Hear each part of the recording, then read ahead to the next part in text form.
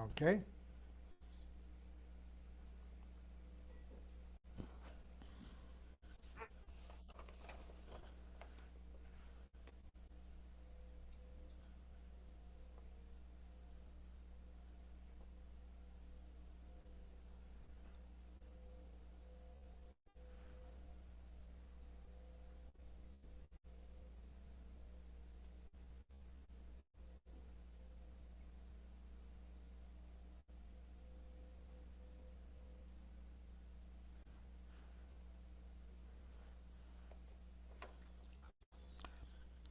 Welcome to the Global Justice Report, an online production of the Center for Global Justice. I'm Cliff Durand, your host for today. The Center for Global Justice, El Centro para la Justicia Global, is a multinational and bilingual research center located in San Miguel de Allende, Mexico. The center is devoted to research and learning for a better world and empowering a solidarity economy. Due to the pandemic, we have discontinued our in-person events and instituted these online webinars. Without our previous revenue-generating programs, we now depend on your donations to support these webinars and be able to continue to pay our Mexican staff. You can donate at our website, www.globaljusticecenter.org.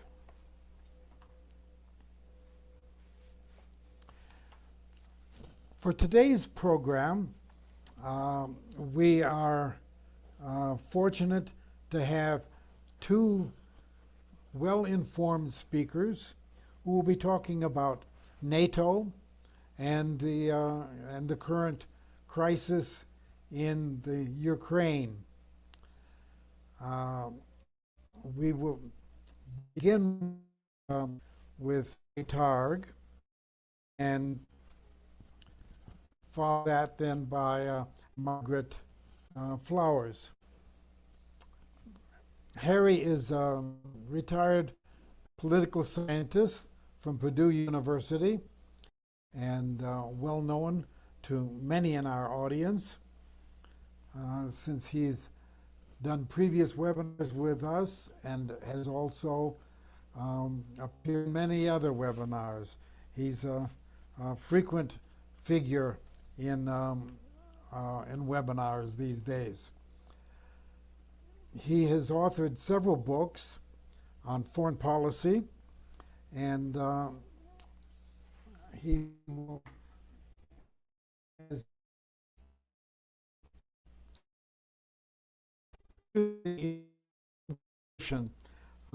to share with us. So go ahead, Harry.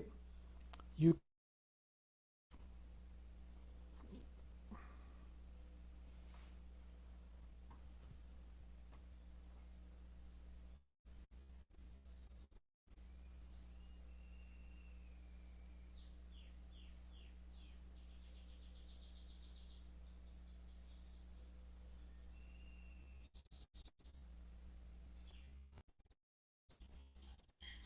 Harry is muted.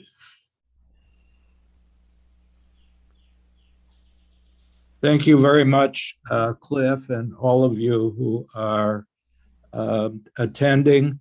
I appreciate Margaret Flowers' comments, which some of us got a preview of the last hour, and we'll hear later on this hour.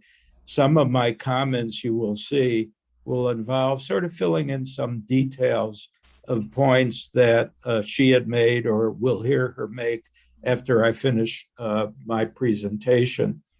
I open with this slide, which was a call for the rally and marches around the country last Sunday, which had a series of demands that I think still make a whole lot of sense. Stop the war in Ukraine, Russian troops out. That's clearly the number one priority. No to NATO expansion. And some people have added begin the process of the devolution of NATO. But the number one priority, of course, is to end the war and the violence against the Ukraine people. And in conjunction with this, in my judgment, to rethink the role of NATO as, frankly, an instrumentality of U.S. Imperialism. The second slide, I have a few. I've really enjoyed learning how to paste slides into PowerPoint, so you'll forgive some of the image that I present. Here is just, it gives you a rough idea of the relative spending of countries around the world for their military. I'm sure for most of you are fully aware of this, but the US budget this coming year of $778 billion, I think it was kicked up a few $billion last week by Congress, is almost 3.5 times greater than that of China, and 10 times greater than that of Russia. That just gives you some sense of the relative commitment to military expenditures of the United States compared with other countries. This image leaves out some of the sarcasm in a subtitle. As you can see, it says Russia wants war, and it shows in the map of Eurasia the number of United States military installations all around Russia and China. And I think the subtitle that got cut out when I pasted this in said something like, why does Russia put its country close to our bases? So here you have a sense of the US global military presence. I think near the end of my presentation, I have another such image that reinforces the underlying argument of this. This is an image, of course, of the danger of nuclear war. And even I, who am generally Pollyannish about the world, have been increasingly made uncomfortable about the danger of uncontrolled conflict and escalation of nuclear war between Russia and the United States. And this, and seems to me, constitutes the alternative to militarism and the threat of war. Massive protest against war. We've read about large-scale protest activities in Russia with even more severe negative consequences than protesters' activities in Europe or the United States or elsewhere. But I want to argue that in the main, the Ukraine crisis, unfortunately, built on the backs of the pain and suffering of the Ukraine people, constitutes a kind of teachable moment, a reflection about US policy and imperialism, Russian imperialism, the distribution of power in the world, the connection between warfare and environmental degradation, and the connection between domestic politics, whether it's in the United States or Russia, and world affairs. So that, in a sense, we are just beginning to have a really deep, thorough conversation about the connection between the state of the world today and the quality and character of human existence all across the face of the globe. So if there's a good news outcome of the Ukraine crisis and war, it's that it should stimulate the kind of serious teachable moment that is so desperately needed. Here are some points that I make for starters. One, despite what some people might think about those who spend more time criticizing the US side than the Russian side, I think we all have to deplore the horrific Russian invasion and violence. And as far as I could tell, almost everybody that I've read or seen opens their remark, not in a sort of haphazard way, but an impassioned way to oppose the Russian invasion of Ukraine. Secondly, Vijay Prashad has raised what I've called the Vijay Prashad problem. And in a speech that he gave, I think it was last summer in COP26, he talked about war as a crime in a very impassioned way. I've got a link at the end of this presentation to Prashad's war as a crime speech. And in it, he makes the case, of course, that war is a crime. But he also says that there's a kind of war that's going on in the world that most of us don't think about, at least most of us in the West, most of us who are white. And it's the fact that we don't understand that war is dramatically going on a day-to-day basis against masses of people in the global South. And if we look to the next item on my screen, drawing upon Prashad's argument, we need to be cognizant of direct violence. That is the kind of war that we're talking about today, that is killing, armies attacking and killing each other. And another kind of violence that we call structural violence, an institutionalized violence that creates disproportionalities in the distribution of wealth, income, and human possibility. And Vijay Prashad argues it's that structural violence that doesn't make it into much discourse in the world.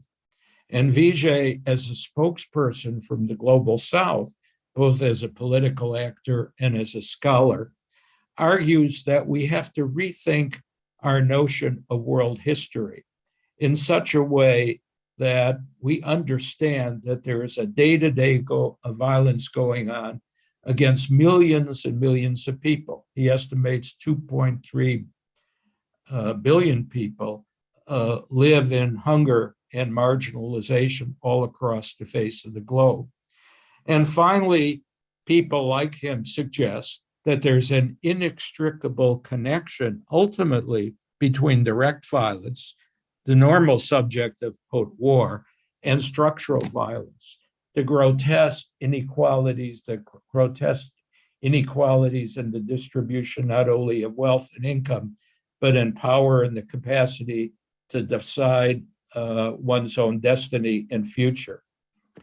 Now, the specific question of NATO has a long history, and let me tell you a little bit about it, because I used to teach a course in U.S. foreign policy, and my students were burdened for many, many hours hearing about it. If we go back to World War II, there existed, as you know, what I call an unnatural alliance: the former Soviet Union, Great Britain, and the United States. And that unnatural alliance existed so long as there was a common enemy, that is fascism, German armies marching all across Europe and occupying territories. And the three great powers got along very well. And you probably remember from your history book seeing pictures of conferences in which President Roosevelt and Joseph Stalin and Winston Churchill, real odd couples, are sitting down together discussing the state of the world and what was to be. The last positive conference in which this unnatural alliance met was in February 1945 between Roosevelt, 2 months before his death, Joseph Stalin, and Winston Churchill. And at that conference, there were a number of decisions made about the establishment of a relatively amicable post-World War II international system. They decided to establish the United Nations system and made agreements concerning Central Europe and other issues. And each of the leaders left the Yalta Conference to tell their own people that there was going to be peace in the immediate future. Winston Churchill, speaking before Parliament, President Roosevelt speaking to the American people.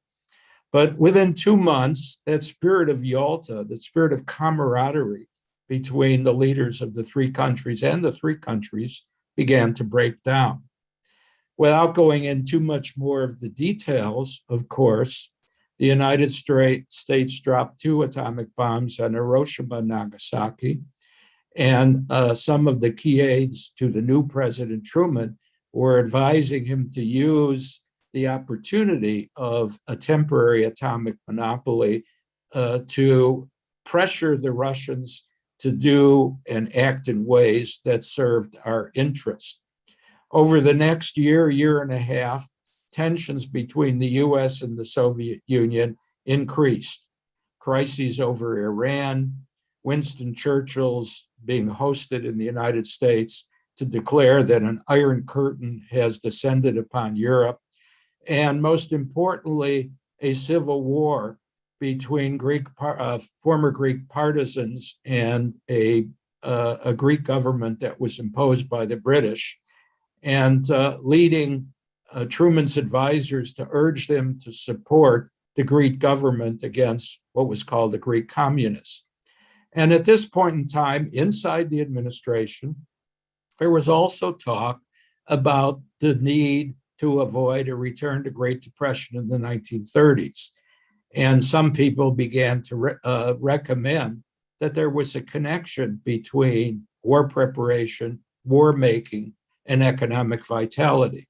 Later on, Andrew Bosevich would write about the creation of a permanent war economy, that is, strong military and defense capabilities would also stimulate economic growth and development in the US.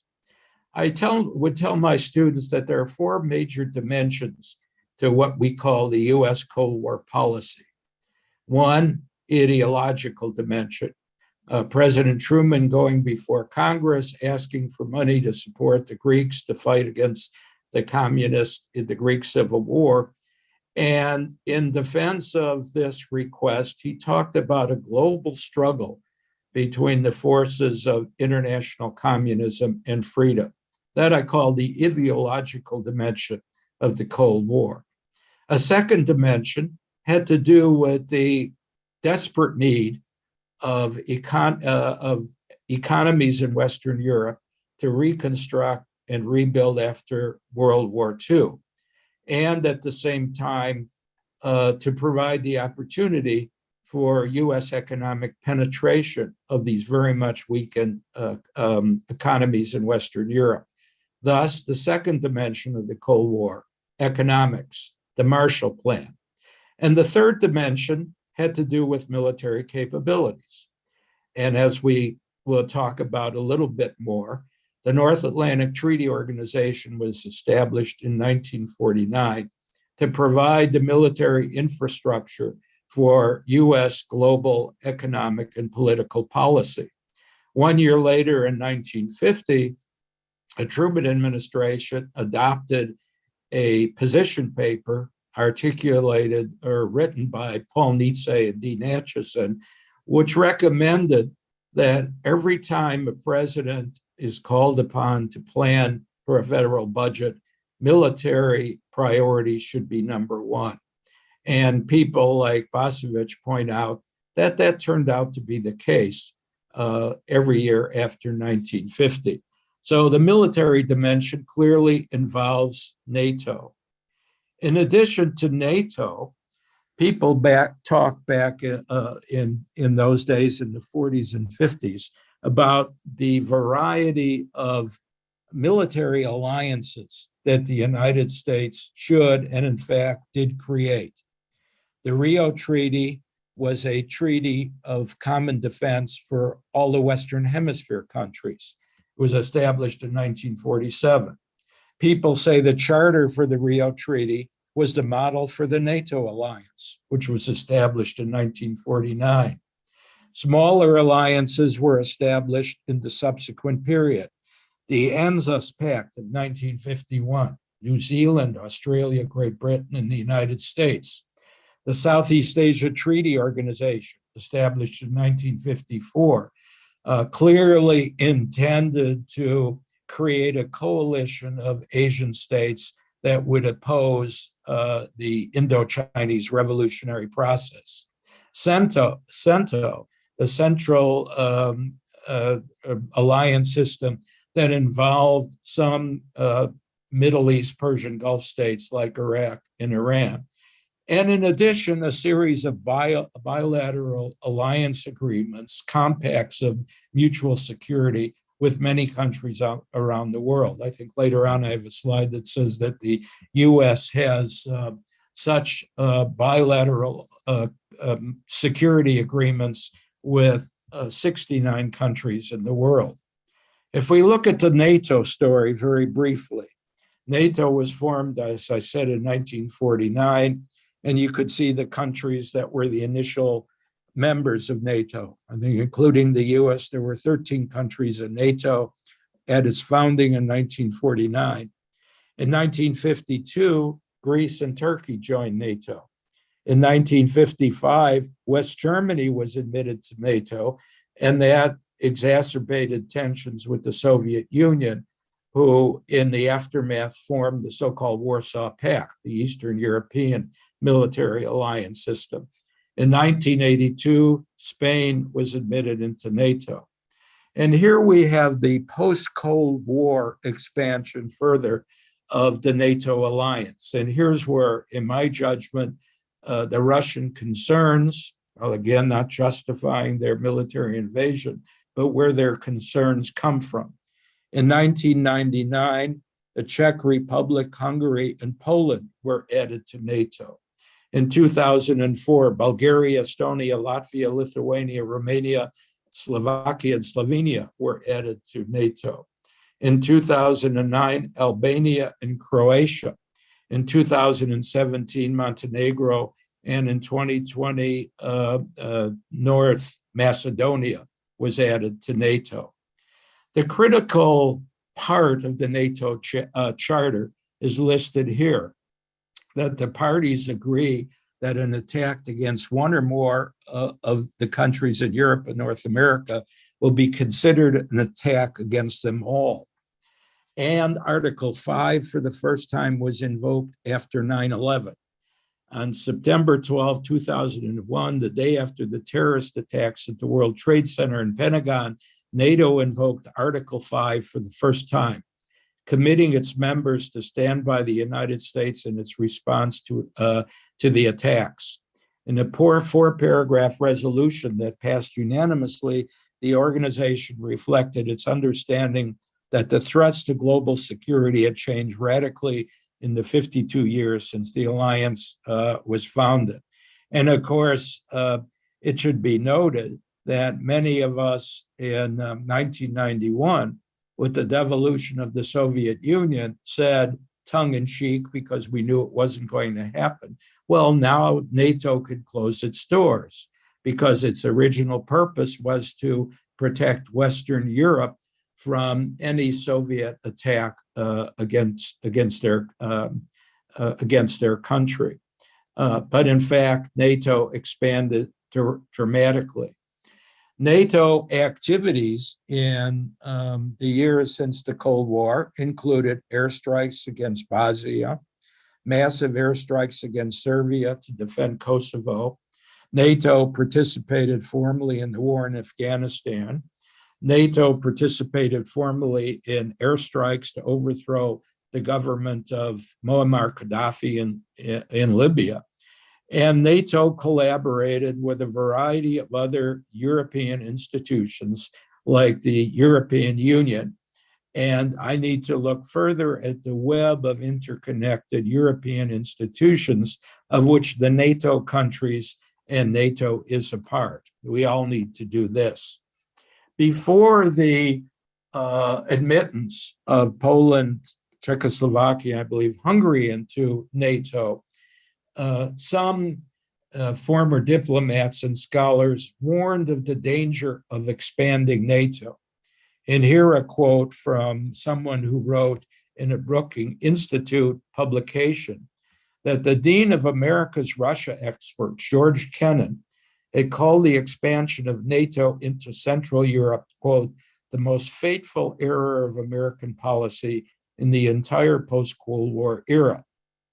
Menon, the architect of America's post-World War II strategy of containment of the Soviet Union, believed, as did most other Russia experts in the US, that expanding NATO would damage beyond repair US efforts to transform Russia from enemy to partner.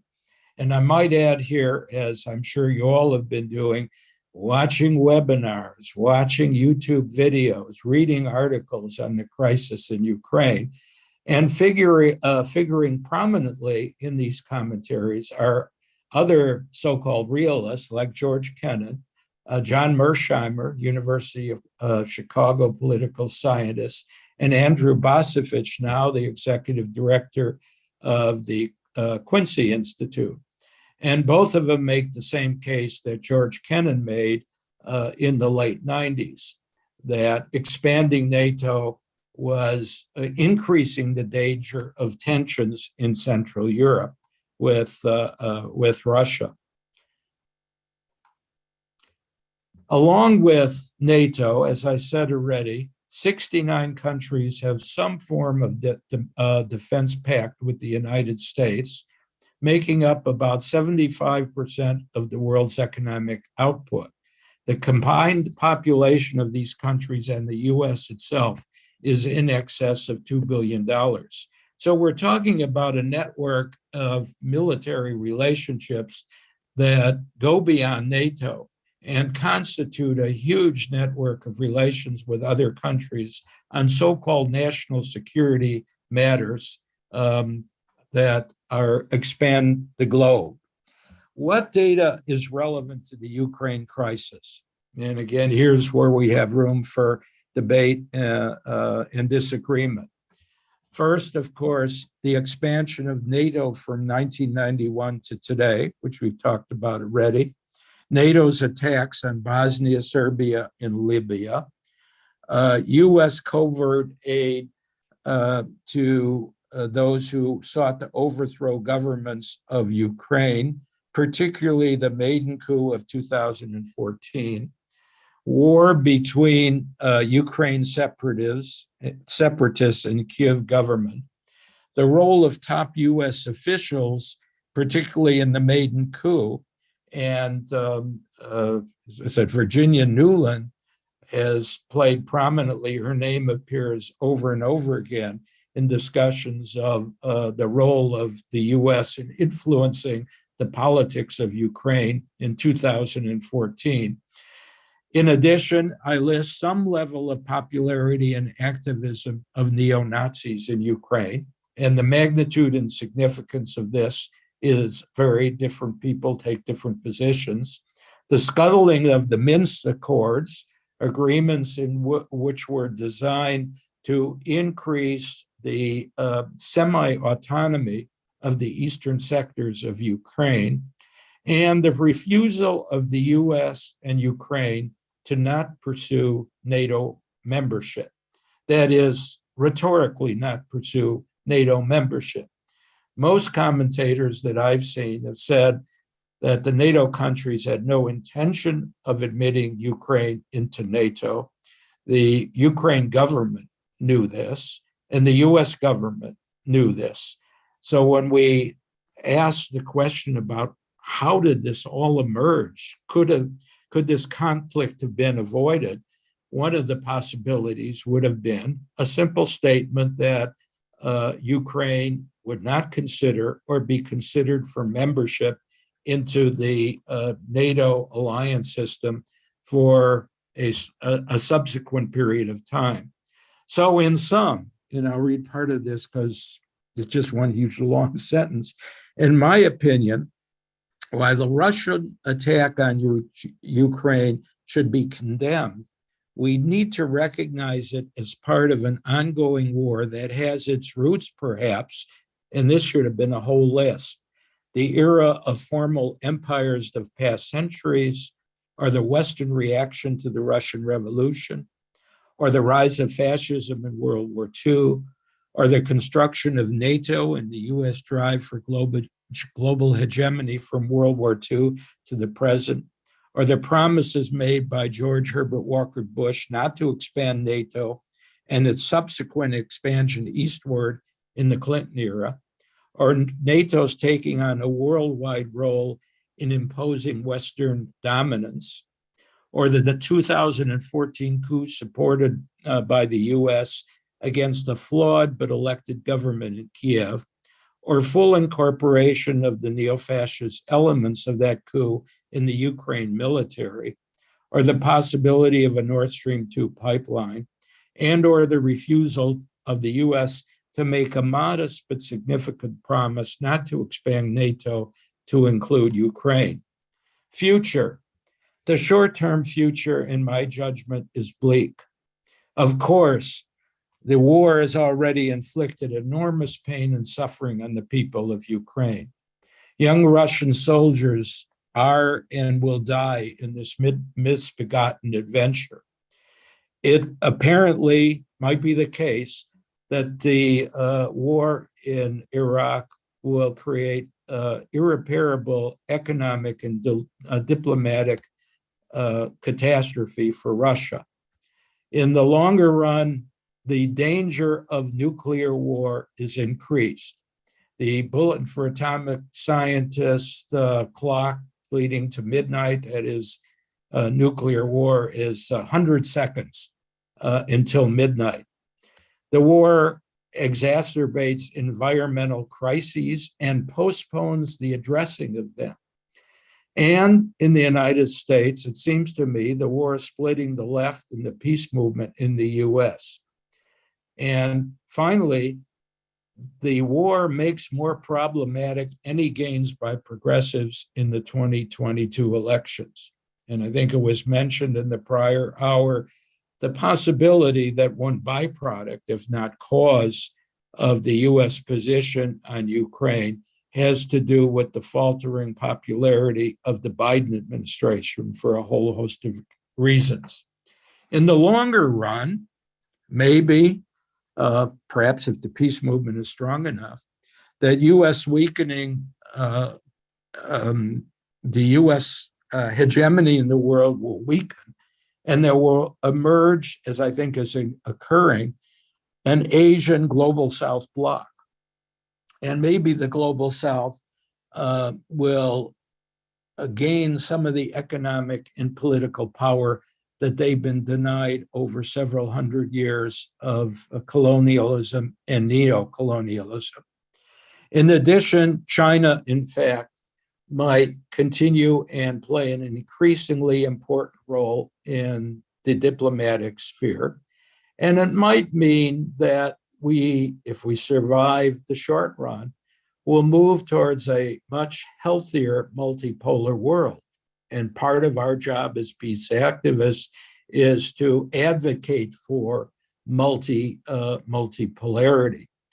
And so it may be, as I say in the last point here, that the long-term impacts of Ukraine might have tectonic impacts on the nature of international relations, with the world moving from unipolarity or bipolarity to multipolarity, which will be most beneficial to all of us.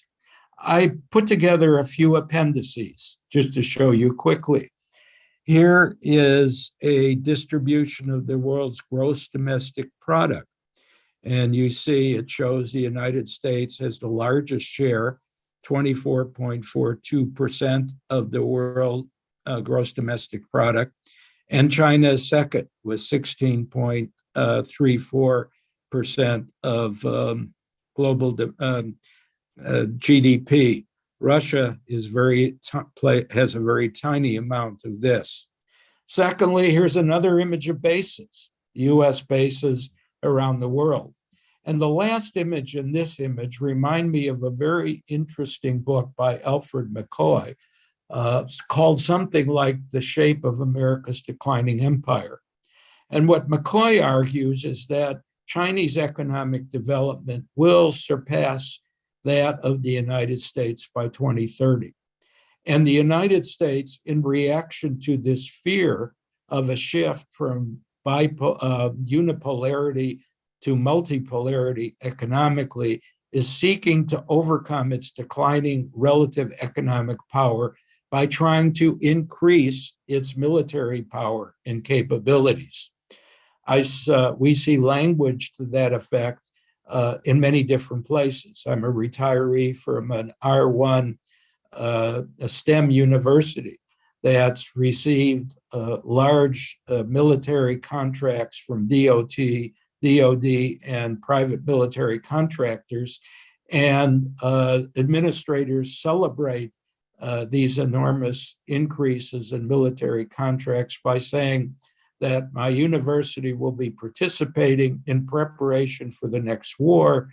And directly, they will talk about a response to the increasing Chinese threat. I just add here, and I should just briefly mention the role of military contractors. I had occasion to look at a congressional research report that estimated that there were U.S. military contractors, that is, contractors from private corporations, doing military work in many, many countries. During recent U.S. military operations in Iraq and Afghanistan, contractors frequently average 50% or more of the total DoD presence in the country. So we're talking about alliances. We're also talking about military contractors. In the case of Ukraine, a very recent RAND Corporation report indicates that since 2014, the U.S. has provided over $2.5 billion in military aid to Ukraine. And contrary to this military narrative, here's an imagery of the China One Belt, One Road initiative, an effort to create networks of economic ties, not only with Asia, but Asia and Europe. And I just downloaded an article today about the increasing connection economically between China and countries of the Western Hemisphere. So in a sense, it may be the case that China represents an alternative source of influence in the world. And it behooves American policymakers to learn to live with it. And maybe it behooves us in the peace movement to try and encourage that commitment to multipolarity rather than bipolarity. Thank you very much.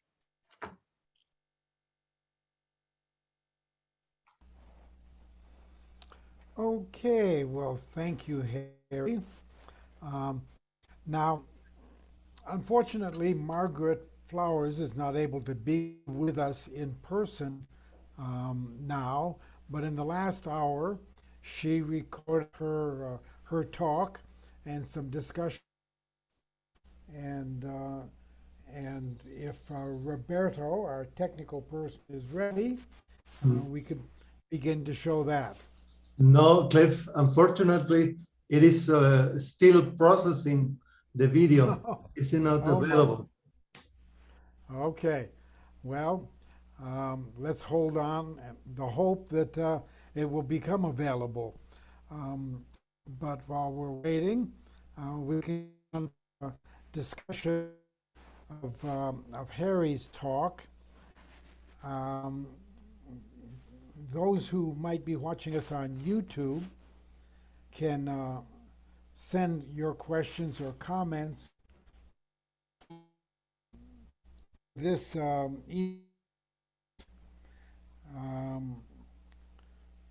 global.email.com, and I'll your comments to those in the Zoom room.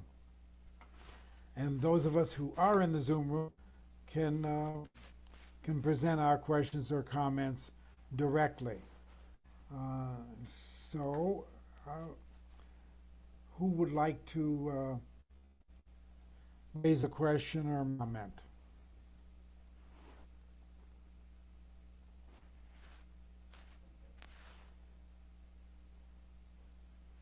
I would like to say one thing. Okay, I see Norma Harrison.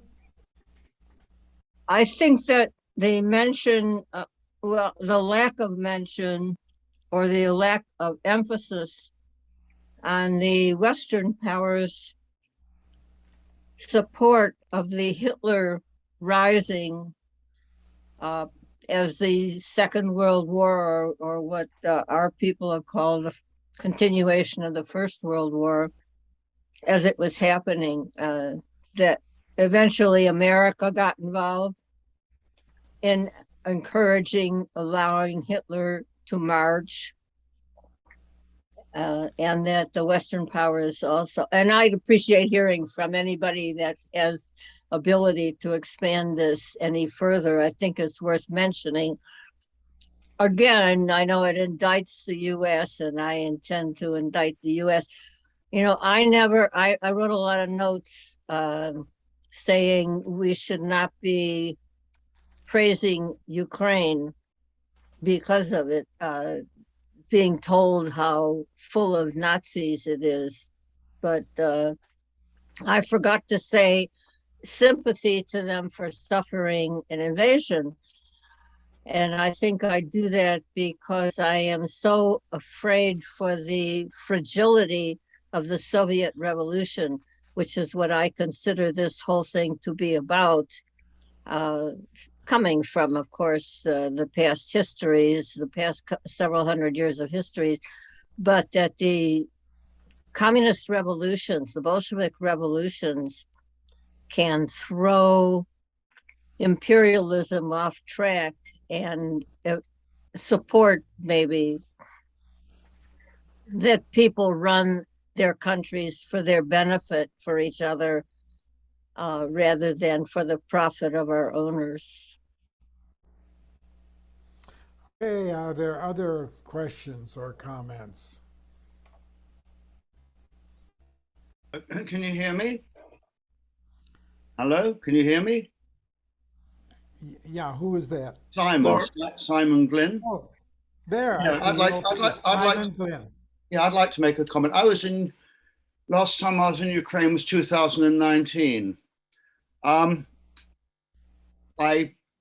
broadly support the analysis that you've given as one of the arguments that might be used to justify Russian intervention in Ukraine.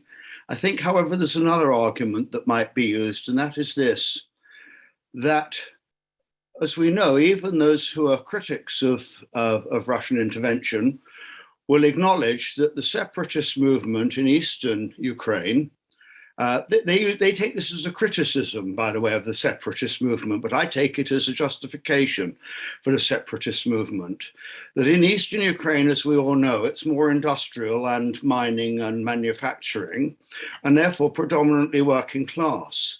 And the working classes of eastern Ukraine felt, large numbers of them felt, I mean, I didn't do a survey, but this is anecdotal, large numbers of them felt that they would get better pensions, better healthcare, better for their grandchildren education and so on under the Russian system, as indeed I'm told by, I wasn't in Crimea, but I was told by one of my students who was actually from the Crimea, did many of the Crimeans. And so I think the overall justification might be the same as the justification that many of us hold for supporting socialism, which is basically the utilitarian argument. The sum total of human well-being is greatly improved by distributing wealth, which is only of marginal utility for those at the top. I mean, you pay $1,200 for a pair of Jimmy Choo shoes, which could feed a small Indian village for 6 weeks, that kind of thing. And so I think that irrespective, of course, the carnage, of course, the killing and so on, which by the way, I mean, nobody mentioned what happened in Fallujah, where we used phosphorus bombs against civilian populations and leveled the whole of the place and killed lots of women and children in hospitals and schools and so on. I mean, forget Hiroshima and Nagasaki, the firebombing of Dresden and so on and so forth. Let's get it up to date. I mean, all this went on and none of the media, even the BBC, which is supposed to be this, wonderful even-handed. I didn't hear any reports about civilians being, the whole of Fallujah being flattened and civilians being killed. Now, two wrongs don't make a right. Don't get me wrong. I'm not justifying the Russian invasion, but here, on the one hand, you've got that going on in order to support what? In my view, acquisition to oil rights in Iraq.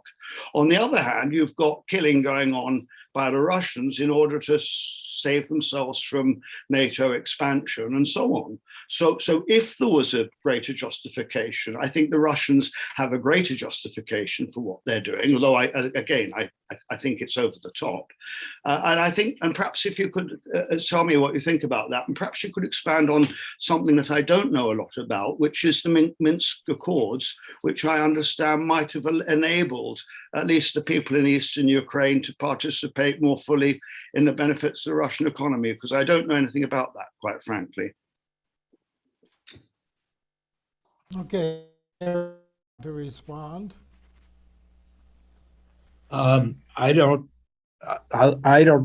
know many details about the Minsk Accords either, and I hope someone on the call has more information.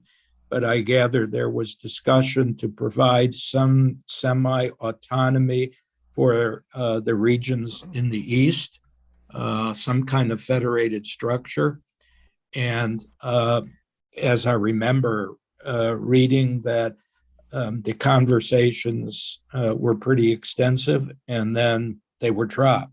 But again, I need someone else to fill in more of the details. I totally agree with the perspective that the level of violence that the U.S. has perpetrated in various places around the world exceed those of the Russian invasion in Ukraine. I think I even heard Basevich talk about the magnitudes of the death and destruction in Iraq compared with what's going on in Ukraine today.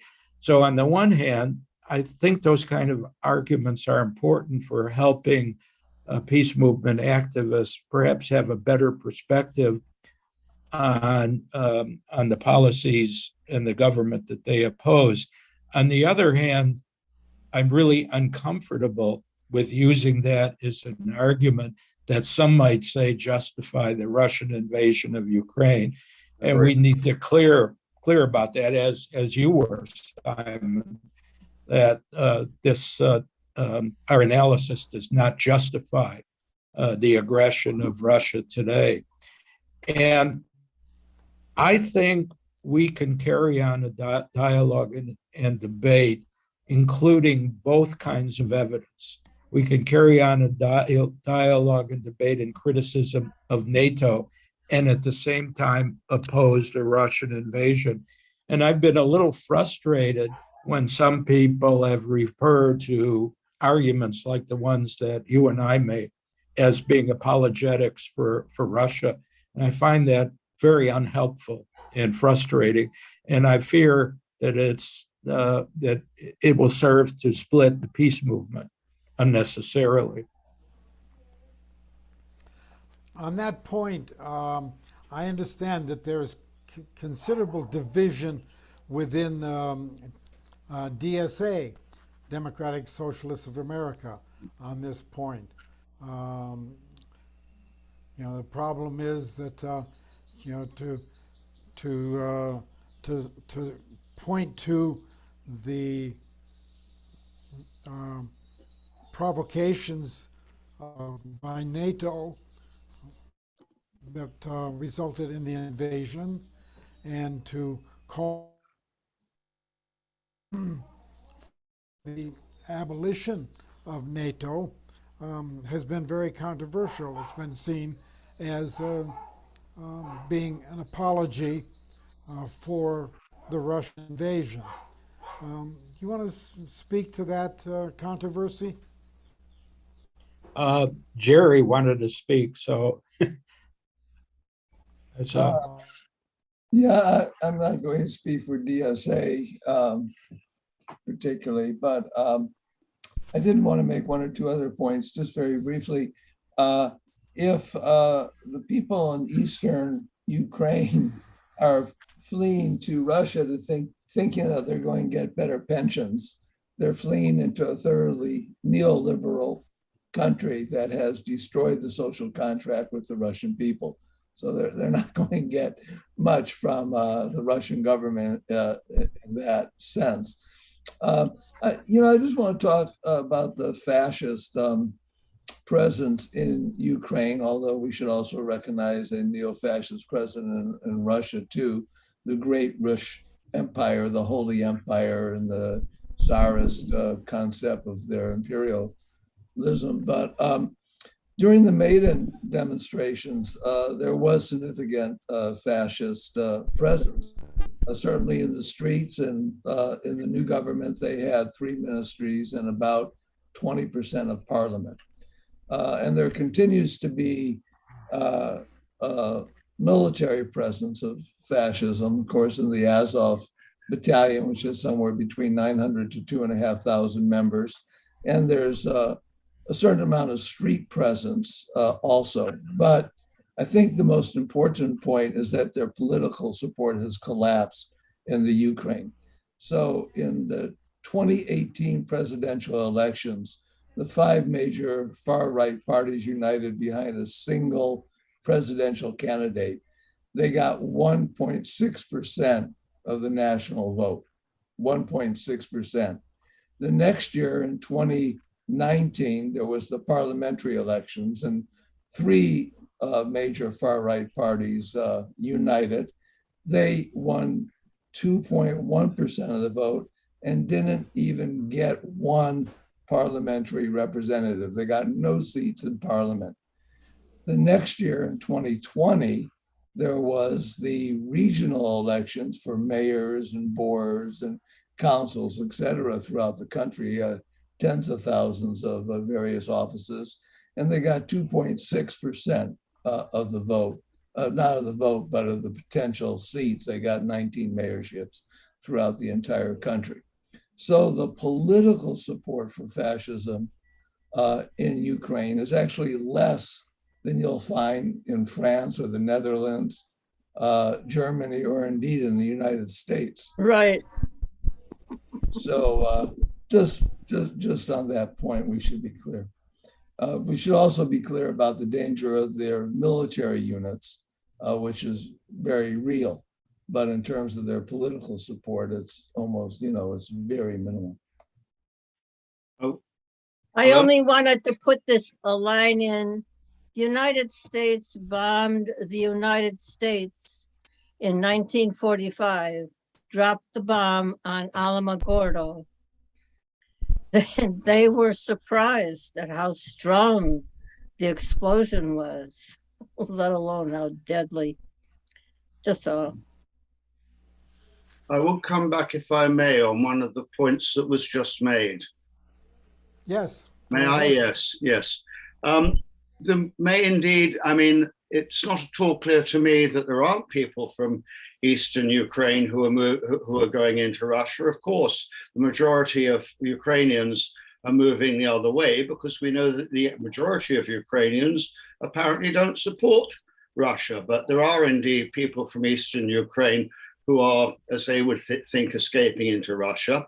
But here's the important point, that what has actually happened, and this is, I think, another strategic blunder by Putin, is that in starting a war against Ukraine, what he's done is he's invoked and created an enormous Ukrainian nationalism, whereby even many of those who were originally pro-Russian separatists, either now are silenced or genuinely have moved the other way and have become nationalists against Russia. So I think that, I hear, in all honesty, I hear that the people of Crimea, many of whom are initially welcome the Russians in there. Some of them have become anti-Russian, perhaps because of its authoritarianism and so on. But of course, that's not anything to do with communism as such, because communism and capitalism are economic systems. That's got to do with dictatorship versus democracy, or indeed, more specifically, liberalism versus authoritarianism. So I would agree with you on that, but the issue here isn't the question of the distribution of resources.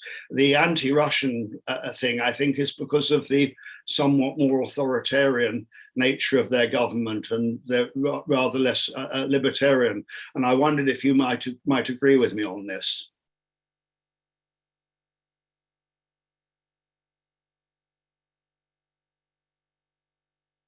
Maybe Jerry would want to respond. Yeah. No, just, yeah, points very well made. I think that the Russian invasion has just created much more Ukrainian nationalism and united the Ukrainian people. And I think, that because Russia took Crimea rather easily, and in 2014 also, their forces were dealt significant losses on the Ukrainian army in Donetsk. I think Putin that's part of Putin's miscalculation. I think he thought this was going to be very easy based on the 2014 experience. And I think he believed there was more popular support for Russia, like our own government talking about we were going to, in Iraq, we were going to meet with cheering crowds and flowers. I think perhaps the Russian government had the same illusions about going to the Ukraine. So point well taken. Okay, I see Bob Stone wishes to speak. But you have to unmute yourself. Can you hear me? Yes? I had 2 points to make. One, regarding the matter of settling this thing,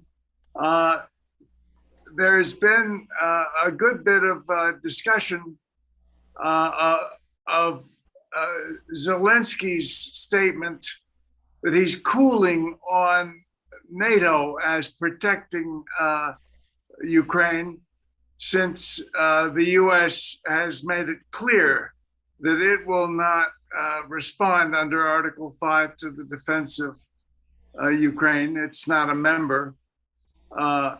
So since that moment, I've noticed that there's a lot of talk of progress in the talks between Ukraine and Russia. And I'm worried about that the possibilities of that settlement might be somehow scuttled by the US. Why do I fear that? I think we've alluded in many ways to the huge economic power of the military-industrial complex in the United States, its ability to incline political decisions overall in favor of those that would come out on the favor of the U.S. hegemony, global hegemony, and it's raised the question of whether there is a desire for such hegemony in the minds of many in the world. And I thought I'd ask Harry and Jerry and others who are much more informed what they think of this possibility of peace and this risk of if peace might break out, as they used to say, could it be absorbed by the U.S. power structure, which seems to be heavily weighted in favor of global hegemony, fueled by military-industrial hegemony in the politics and the economics of the United States? Please. What I meant to add on that was that the bombings by the U.S., not only the three bombings, Alamogordo and Hiroshima and Nagasaki, but they've been bombing ever since. They call them tests. The fear is raised that we are dealing with, I hate to say insane because we have so many ways to say insane about, we are dealing with are we hopeless? What are we that we are dropping atomic bombs on the world and the US lives in the world? Crazy. One thing I wanted to respond to what Bob was suggesting is I've been interested for a long time at deconstructing the corporate media. And that's also become a sort of industry in itself. And I've been terribly frustrated by the coverage on CNN, MSNBC, and the print media, New York Times and Washington Post. I think they've taken on a war narrative, and a war narrative that tries recently to debunk any prospects or possibility of peacemaking and diplomacy. And I think what this does is sort of exacerbate the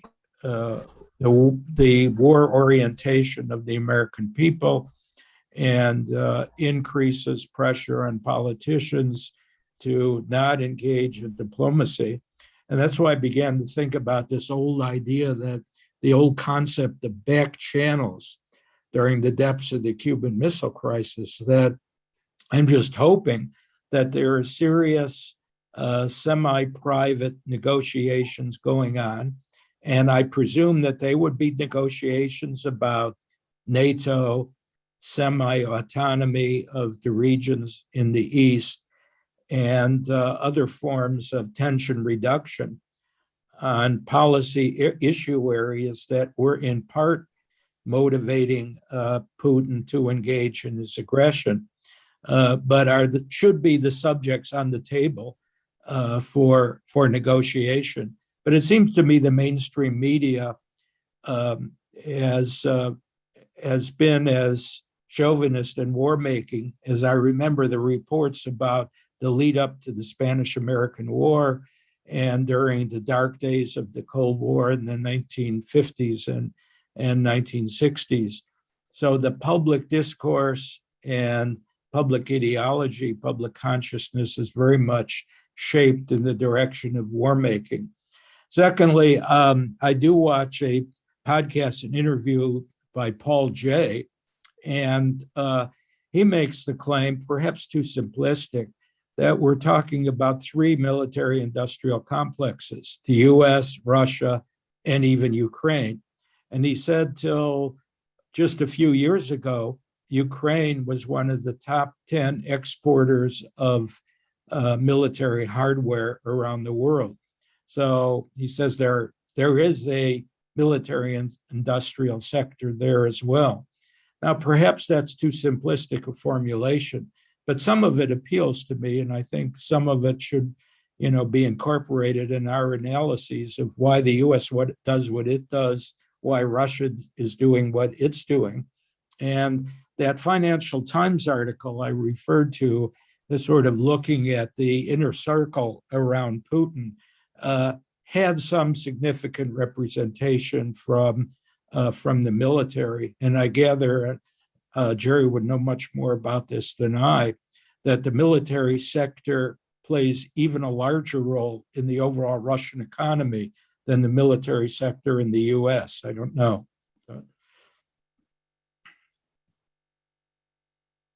May I speak? Please. I'm not as internationally politically sophisticated as most of you, but I'm listening to this and I fully understand how NATO is one of the big arms of the United States empire. What I don't understand is some of this discussion about reducing NATO's influence and along with the beliefs of President Trump, who also wants to do the same thing. And where I sit, I see President Trump as a leading spokesman for some of the most conservative elements of the United States, who are trying to protect and enlarge its capitalistic influence around the world. So what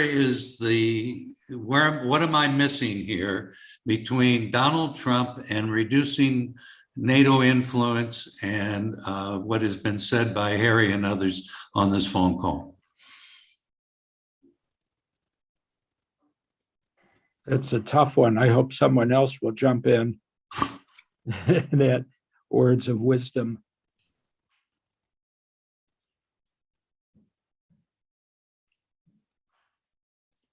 Cliff is muted.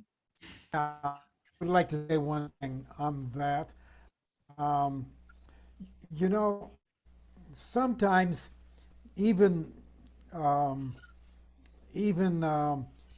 idiots like Donald Trump can say the right thing or want to do the right thing. For example, the left generally was quite active in opposing the Trans-Pacific Partnership. And then when Trump came, he withdrew the U.S. from the Trans-Pacific Partnership. It's not that he was responding to the progressives in the U.S. in doing that, but a similar situation, I think, exists in regard to NATO. For his own reasons, Trump wanted to weaken NATO and weaken the alliance that the U.S. had with that it was based on, and so I don't see any contradiction. Left calling for the same. You broke up some, Cliff, but I'm hearing you saying, oh, well, you know, we all make mistakes and Trump was making a mistake. You know, I think Trump's statements on NATO were not supported by the vast majority of the ruling class in the U.S. You know, I mean, he has said many things that have upset the major foreign policy circles in the United States, and that certainly was one. And I think we have to remember that mainly Trump was calling for them to spend more money on NATO, which Obama called for and Bush called for and Clinton called for. They've all been calling for NATO, you know, Germany and France to spend more money on NATO. So that's what, in essence, I think he was doing there. You know, on the possibility of peace breaking out in the Ukraine, God, I certainly hope so. To me, it'll be interesting because I think Russia has put forward two very different narratives about the cause of the war. One narrative has been around NATO and their expansion and the supposed Nazification of the Ukrainian government. And then the other has been that the Ukraine has never had a right to exist, that has always been part of Russia, that it's not a historical entity at all. And that, you know, so which one is it? And if it has been NATO and those reasons, I think there is a possibility of some way out if Zelensky can make the promise of not joining NATO. If it's the other, if it's that Ukraine, you have no right to exist, and that Lenin sold Russia out by giving you some autonomy, then I think we're in much more deep shit with the war, quite frankly, if that's his real intent and purpose here. So I think we'll see. But per Zelensky, I mean, first he gets it from Trump, and now this guy has been buffeted back and forth between the Democrats and the Republicans. Well, I have a lot of sympathy for what he's been going through. Lauren Langman wished to say something about the media. Yeah, Harry. Yeah. Am I on? Yes. Okay. I think that, and for the people that don't know me, I come out of the Marxist tradition of the Frankfurt School that was the first to talk about media coming out of what happened in Nazi Germany with the brilliant use of the big lie that about Hitler. All of the problem was the Jews and things like that. And I mean, to just underline what Harry said is that, the media, most of the media in the United States is corporate media. And I think in some cases it's very clear. NBC is part of General Electric. That's that's the number 8. They don't make refrigerators or toasters anymore. They make jet engines and things like that for war. I think, though, that to a certain extent, and this is the kind of stuff that I do that isn't foreign policy, because I, know my own limitations, and I know practically nothing about Ukraine except some of their women are very attractive, but that has nothing to do with the conflict that's going on right now. Anyhow, but there's a long tradition in American culture, and this is the stuff that a sociologist like myself writes about, of anti-collectivism, and this was seen in the 19th century with the anti-Catholicism. I'm not sure how many people, even on the left, that are on this thing know that in 1917, the United States sent 5,000 Marines in to fight against the, against the communists. And I have no love whatsoever for I'm, coming out of my Frankfurt tradition, as well as people like Rajan and they never practiced communism. They practiced state capitalism. It was just one group of motherfuckers taking over and replacing another group. But that's a different point. But I think that there's this thing built into American culture. It's changing very much, especially among the younger kids. But it's a hatred of the collectivization, not just of the ownership of capital, but this whole notion of whatever. And that to a certain extent, the narratives that you and I both find overly simplistic, that Russia is a vile, despicable place. It actually, it kind of is. And although my experiences there have been pretty pleasant, but I've been there in about 10 years or something like that. But the fact is that it becomes very useful for us to have an enemy, if for no other reason, as you were pointing out earlier, Harry. The amount of money that the United States spends and justifies, like, when you've talked about your students, one of the things that I've done when I've had to teach an intro course is ask students, in a very committal way or something like that, how much the United States spends on this and that. And most of them think the United States spends about 10-15% of its tax money, on the military, and about 60 or 70% on military. And that's completely opposite, that there's no understanding of that 2/3 of the money that we send to Washington goes for the military or intelligence agency or the building of nuclear weapons. This is something that for folks like us, goes into the what else is new category. But there's this quality in American society, and I think the last point I want to make that most of us either know or should know: only 25% of Americans have passports. Think about that for a moment. Only 25% of Americans have ever been out of the country, yet 99.9% of them have a strong opinion on everything like that, filtered through mass media and the whatever. And of that 25% that have passports, most of them are going to, resorts or these, Europe, 7 days in 12 countries in Europe kinds of tours and things like that.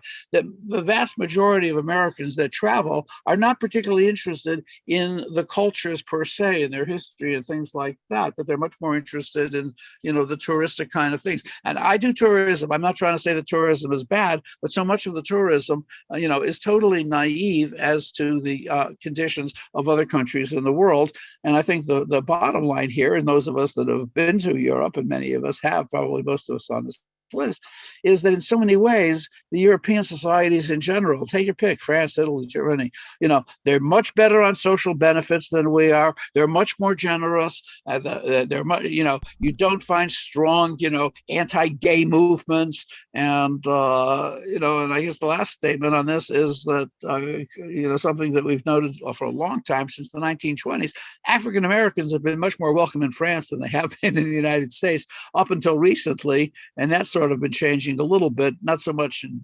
action, but in terms of the noise that comes out of the Trump people because of that. Anyhow, the point here is I think that the media not only is corporate owned, but it also caters to certain aspects of American character. How we change that, I don't know. But the good news is that the Z generation, these young kids, their politics are great. That's good. And I really do think they're at the vanguard of a socialist world. Trouble is, most of us will be dead when that happens. Talking about the women of Ukraine, yeah, but have you seen the men of Ukraine? Woo! And that's not a nice way to talk about any place anyway. No, but I mean, let's put it this way. I'm talking about Ukrainians. Lauren, it's not a nice way to talk about any place. No, but my first experience, maybe Harry had the same experience with the Ukrainian. There's no defense of what I'm not offering a defense. Well, Harry, did you have Ms. Urbancic for civic studies? I can't, you're muted. She was my division teacher. I did not have her for a class. You are so lucky. She was a goddamn Nazi. I'll tell you about it offline.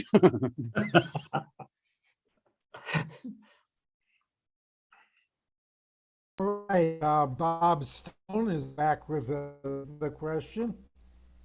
I wanted, Jerry points out that there's still a danger in these beginning peace talks between Russia and the Ukraine of Putin's doctrine that Ukraine is not a genuine state, and which is very ominous, I grant. What should we say then about these peace talks? Should we just cancel Putin's side of that negotiation out and respect only Zelensky? And how would you counsel progress or not of those negotiations, which are ongoing as we speak? Jerry? Zelensky said he didn't trust Putin, but you had to have engaged in dialogue. I mean, no matter what's going on as in Putin's head or the position of the Russian government, I think the only way towards peace is through negotiations. So you have to support the negotiations and hope some type of solution can be found. And basically respecting Ukrainians' independence in those negotiations. Some others have mentioned, the Western pressure on Zelensky to do this or that, and we should watch out for that also. So I think somebody's written about. Go ahead, Harry. Excuse me. Oh, sorry. I forgot the name of you philosophers who know the philosopher who wrote about spectacle in the 60s. Guy Debord's Society of the Spectacle. Right. So, one proposition is that at least to a large extent, politics is spectacle, but negotiations between parties of individuals, interpersonal interaction might be something else. And the spectacle of politics that is promoted and framed in the mass media may be deleterious to the efforts of the one-on-one negotiations that are going on in back channels. And I think we ought to support the back channels and denigrate those efforts in the corporate media to demean the processes of negotiation.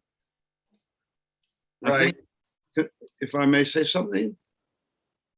Yes. Yeah, go yeah. ahead. I think there's another problem with the media, of course, and again, this goes down to a broader strategy for socialists, because what it's being represented here, what Putin is doing, is being represented as indicative and demonstrative of socialism.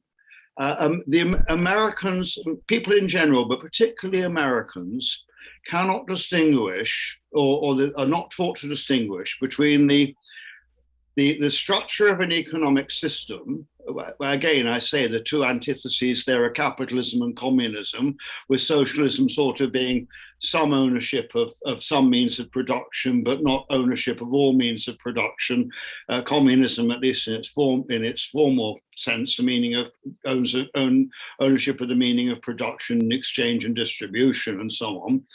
People aren't told to distinguish between that and dictatorship and democracy on the one hand, and again another one, because not all democracies are liberal. But so one is reminded that Hitler at one point, his party at least, won democratic elections, and we know what's happening in Eastern Europe at the moment in some of the democratically elected countries, Poland and Hungary, with the rather authoritarian leaders. So those are the three axes, and it's most important. I think that people don't, and of course, the way it's obfuscated is that they talk about communism and freedom, and capitalism is seen as tantamount to freedom. And of course, as we all know, but again, it has to. I think we should get the message out as broadly as we can. There's two sorts of freedom. There's freedom to and freedom from. It's everyone for himself, said the elephant jumping amongst the chickens. Yes, the capitalist classes are free to invest their money and get the greatest return. In other words, be the most efficient. Well, what's efficiency?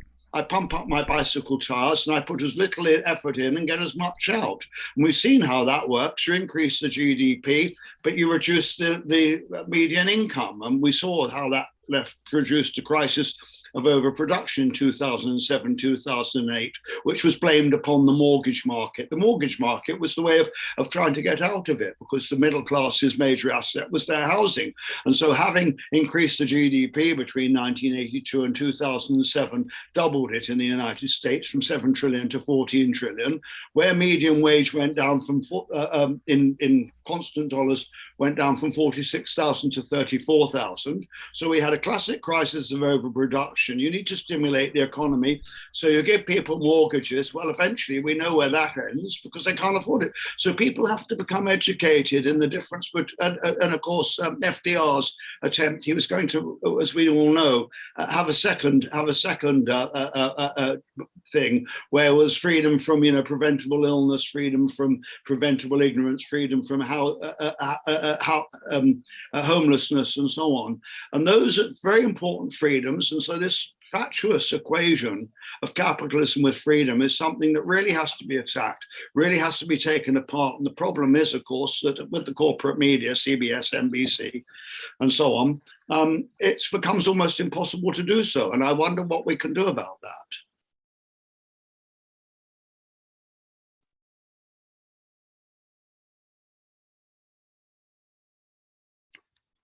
Those of us that are educators know that we reach at least 2 to 3 students every year. I think it was H.L. Mencken that said around 1920 that nobody ever lost any money by betting on the intelligence of the American people.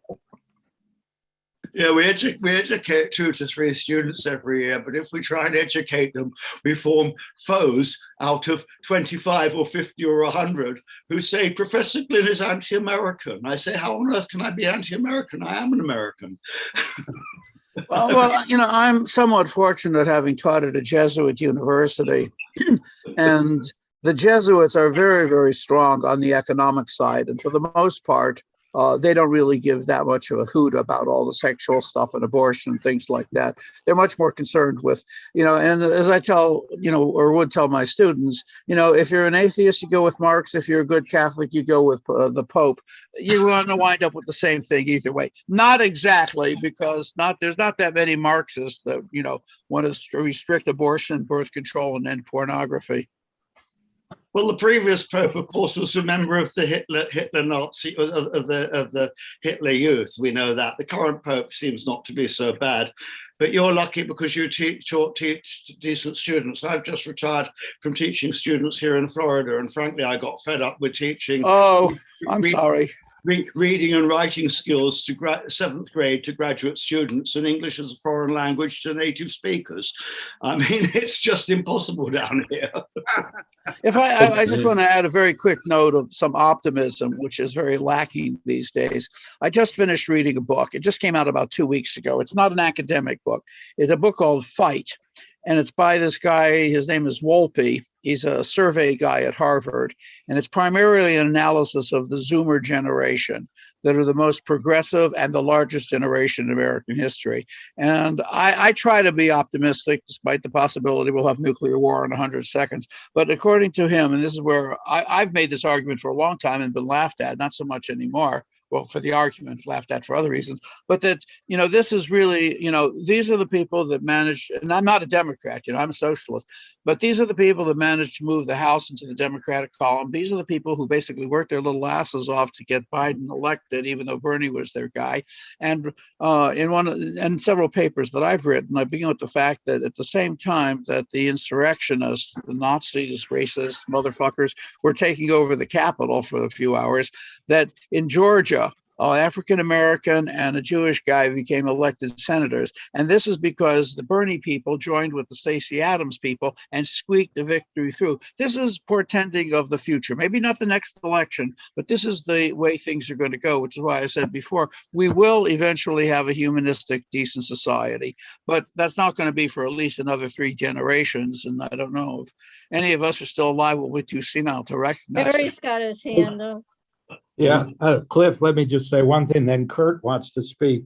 I would underscore what Lauren is saying. And at the outset of my presentation, I argued that this was a teachable moment, that it uncovers the multiplicity of global problems that people face, both economic, political, ecological, generational, race, and gender. And I think we should use this moment off the backs of the suffering Ukrainian people to expand the conversation. And as Lauren suggested, I think it's beginning to happen and it will continue to happen. And in the immediate future, it should find its way into the electoral arena in the 2022 election. So, these are the best of times as well as the worst of times. And Kurt wanted to say something. He had his hand up for a long time. Thank you. I actually would like to hear some of you speak to your thoughts more about Putin. And now that he got Crimea, and it appears, like it or not, that he will be military strong enough to gain some control over Ukraine, whatever the peace agreement says, there will be some political gain for Russia. And what are your thoughts about what else geographically, politically, expansion-wise, Putin may want during his term of power in Russia?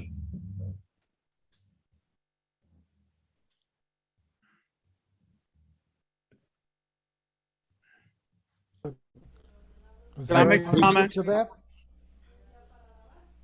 The only thing I would suggest is it looks to me like, just from a political self-interest point of view, that this decision to invade Ukraine is a colossal disaster for Russia and will have monumental negative consequences for Russia in the future.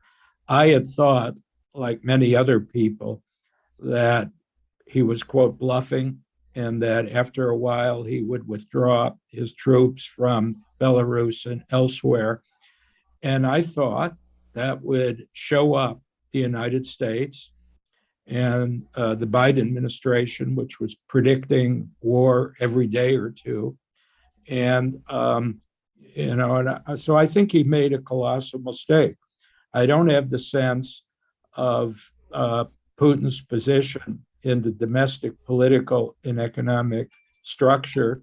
I read today, if it is true, someone posted on Facebook a really dramatic, excellent statement signed by 4,000 students from Moscow University condemning the military invasion of Ukraine. And I'm sure their acts were carried out in a much more dangerous environment than young people here. And maybe that portends the kind of change in opposition to Putinism, if you will, in Russia that would lead to the transformation of that society and political system. Well, that's hopeful. Can I make I want to make a quick comment or two.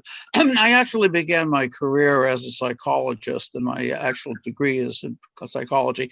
I think that one of the things, and Harry, this was one of what Harry was making, but to basically look at Putin's behavior as a reduce geopolitics to psychology, I think is wrong. I think that Putin, and I feel just as strong about the opposition to using war as a means of diplomacy, etc. But, I think what we can understand is that just from what we know about Putin, this is his own statements, he, as a typical authoritarian, was very deeply humiliated by the collapse of the Soviet Union and the relinquishment of the socialist republics. The bottom line here, and I think this is one of the dangers that we do face, and you don't need to have a background in psychology, Putin doesn't want to lose. People like that, people that think that become authoritarian dictators, think that, much like Trump, that they know everything more than the military, et cetera, and he's going to have to get something for the loss of anywhere between 4,000 and 10,000 Russians. They're taking a terrible loss of their tanks, etc. And I think that the outline from what we know in the media, false or not, is that if Zelensky is willing to, quote, allow, say, no NATO and some kind of autonomy for the Eastern territories, that as long as Putin can come out of it and saying that his slaughter of innocent women and children, brought something, much less than would have happened if negotiations had taken place in the first place. But I think that we have to understand that Putin's behavior is not simply his own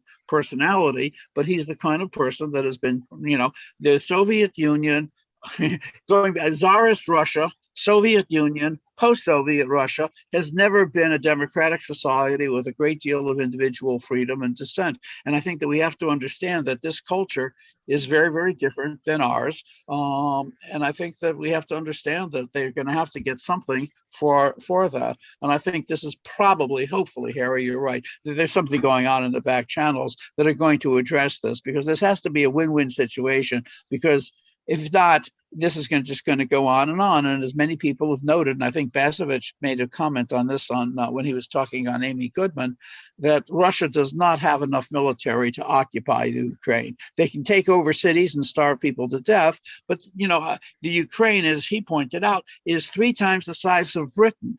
They're not going to be able to control that much territory, which means that they can have little enclaves in the cities, but anytime somebody goes out to the alley to take a piss, they're going to get shot by a sniper. And we can see this taking place in terms of as he pointed out, the stupid military policies of sending tanks into cities, which anybody military science 101, you don't send tanks into a city unless you have infantry there to make sure there's nobody there with the 2 major weapons, the javelins from the US and the in-laws from Britain.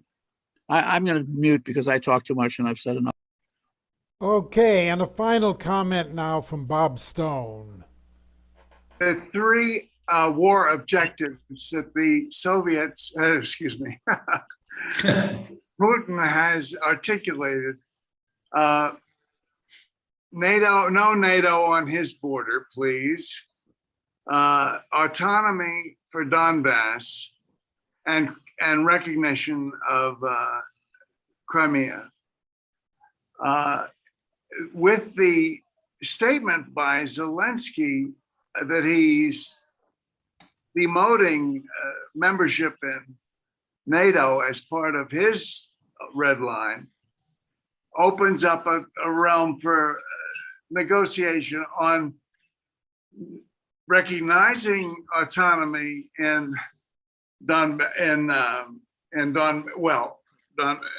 recognizing NATO as no longer a problem. It's not going to be a problem. Autonomy for Donbass within borders of Ukraine. That leaves the Crimean issue, which is also subject to negotiation. It seems to me there's a writer named Levin who did a wonderful piece in Nation magazine and a book in which he called the relationship between Russia and Ukraine a fraternal relationship. That means they're families. It's intermarried. It's a familial relationship. Once those three items are symbolically or one way or another recognized, I think you'll see Russia backing off big time and not wanting to take all of the heat it's getting now. I don't know how Jerry feels about this, whether, well, we have to have punishment of Russia, or whether an agreement between Zelensky and Putin would satisfy Jerry. But it seems to me that that's a possible way out. These are Slavs. They're not our culture. It's a different culture. We have to recognize that and respect it. And who wants to endanger humanity with nuclear weapons? That's proving to be a good reason to make peace. That's my submission. I think it's possible. What do you think? I'd like to say something about that. I think that the people who have been involved with socialist kinds of struggle, nobody has met the approval. I mean, even Cuba hasn't, the approval of the left. Everybody's been doing it wrong. Nobody asked the left what to do, all of which was unattainable to the degree that it was desired or commanded by the left. I consider anybody in any kind of socialist struggle to be working for socialism and to be socialist. The people in Russia are not that different from us, as is expressed. I think that there are certain aspects that we'd want to take into consideration, both of us. I mean, being indoctrinated into the for-profit system versus being told that there was a mutualistic system that could be attained are two different influences, but I think that the people, both sides, have been able to sort out that that's what's going on. So it's not not that we cannot meet each other and make arrangements to live together on the planet. The thing about, of course, trying to save the planet is something else. I mean, if Earth abides, I'll be amazed. Well, we've gone over time, and I think we need to wrap this up. Does Harry have any closing words to say? No, I thought Bob's comments were a good closing. Let's hope that diplomacy has some degree of success and we could return to opposing military-industrial complexes in all our countries. Okay. As we used to say in the 60s, let's give peace a chance. Yeah, hey, that's a good one. Yeah, that's a good slogan. Might even catch on. It did once Well, before. We even could Although write it a was the song. Vietnamese that threw the United States out, not the peace movement here. And now Vietnam is Well, part of the American orbit. Take us back to the 60s. to Harry and to all of you, today's webinar as well as past programs are available on YouTube, accessible from our website, www.globaljustice.com. And now let me just call your attention to our webinar next week.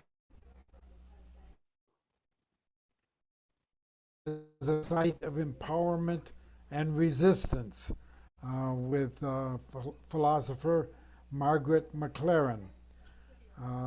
She will be talking about cooperatives, especially in India, where he has done extensive research.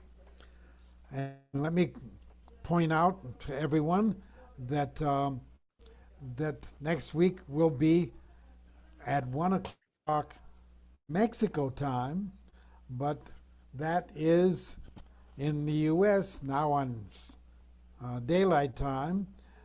It would be 2 o'clock in the Central Time Zone and 3 o'clock in the Eastern Time Zone. With that, then, let me give thanks to our webinar team, Liz Mestras, Gregory Diamond, Sylvia Canales, Bob Stone, myself. And now, this is Cliff Duran signing off until next Monday.